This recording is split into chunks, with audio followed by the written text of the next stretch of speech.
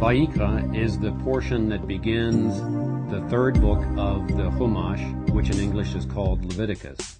In this section, we read about many of the offerings that we can make to atone for sins that we commit. Now you could ask, why are there so many different offerings? And of course, there are lots of different sins that we can commit. One example that I can use that many of us will remember are the recitations of the different kinds of sins that you find in the Machzor in the high holidays. Rabbi, why do we have all these different offerings? Why can't we just have one cachet that covers everything, sort of the Bank of America art of offerings? Why so many offerings?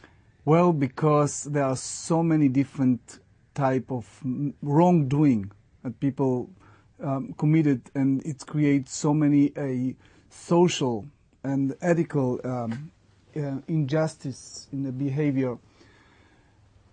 The Rabbi dwelled a lot with the concept of offering and the confession for those sins, not only in this parsha, but in many tractates in the Talmud. The key point is that lack of ethical behavior, it's a blocking, it's some type of a problem between man and God. It's not just a lack of ethical behavior between man and his fellow, it's something related to a relationship between man and God. Here are some examples. Imagine if you're visiting a hospital and you need to visit someone, yet you realize that somebody else is there, and that person get the impression that you're visiting them just for them. You went to all this trouble, and they give you credit for something that you really not meant to, you're not deserved to. It's called in the rabbinical language gnevat da'at, stealing the mind of a person. Or if you and I are partner in a clothing store, and I publicize a suit for $800, and you across the street make a big sign of sale for $380. The real price is $200, but the customers feel that it's a great sale that you are selling, and especially since I'm your next door neighbor, selling it for such an expensive price. For example, when you have a bottle of wine and it's a day of expiration, or you're planning to open it anyway, and you said to me, "Oh, look, I'm opening this bottle of wine for your honor." Or you're entering a let's say synagogue or a social place, and you hear someone invites someone else for lunch, and you heard that, and then you enter to that area and you go to a person and says, "Can you come for lunch?" while you know that he was already invited elsewhere. So it's all under the umbrella of stealing the mind of a person. And stealing the mind of a person is considering, in that sense, a sin between man and God. Sacrificial offering was part of the need after confession, after regret, to be cleansed from the past mistake and commitment for the future. We don't have that anymore. So instead, what we have, it's the HaChodesh, is the preparation for the Festival of Freedom. The real freedom, it's a freedom from a person's wrongdoing. We need to think first and foremost the relationship between people and the proper social and ethical behavior, and then the relationship with God. In a sense, God said, look, you committed sins like picadillo or big sins, you can compensate with mitzvot, with the good deeds.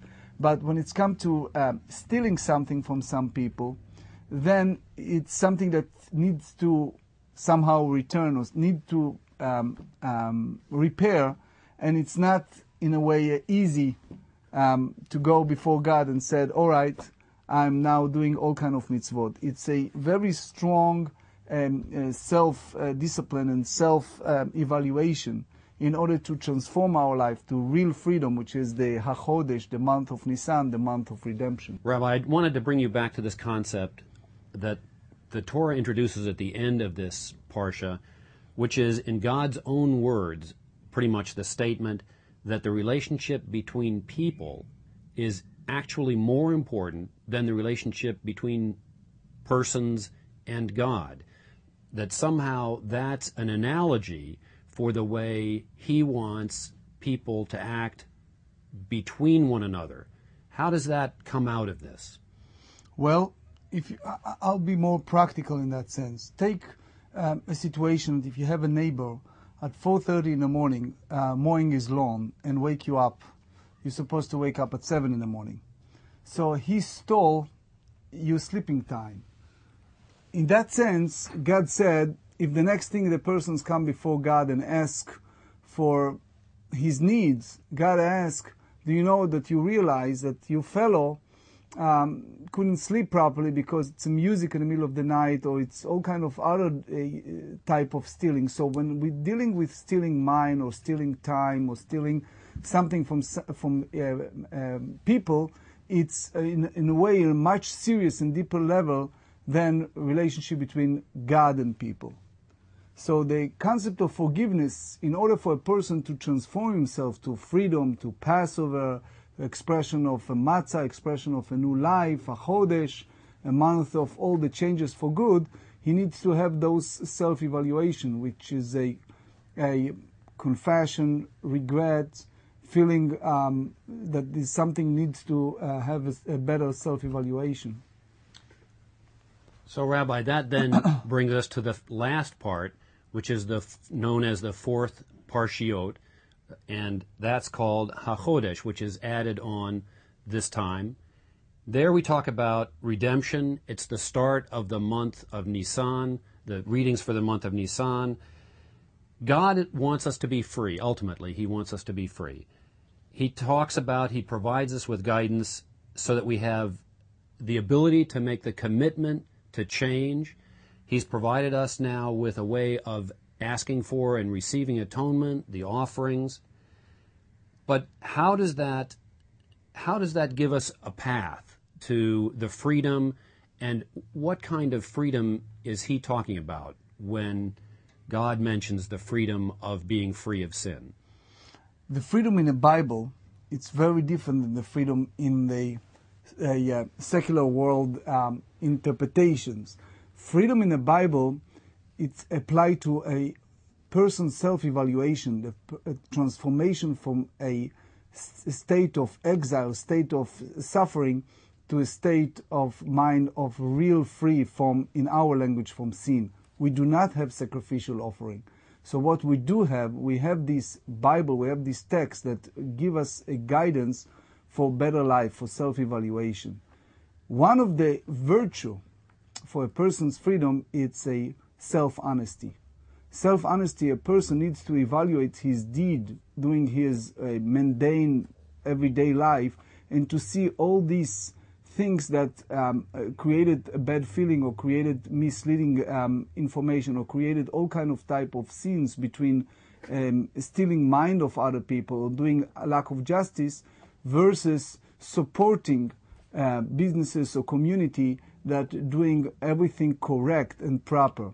So in that sense, this is type of freedom in transforming a person from a state of sin or misdeeds to a state of a real happy life. When we recognize that we've sinned, we get a sense of guilt. That guilt is the burden that weighs us down. Freeing ourselves from that burden is the kind of freedom that is being discussed here, and it's in the ability to make the offerings when the temple is resurrected. It's our ability to ask for forgiveness and shed the burden of that guilt that sets us free.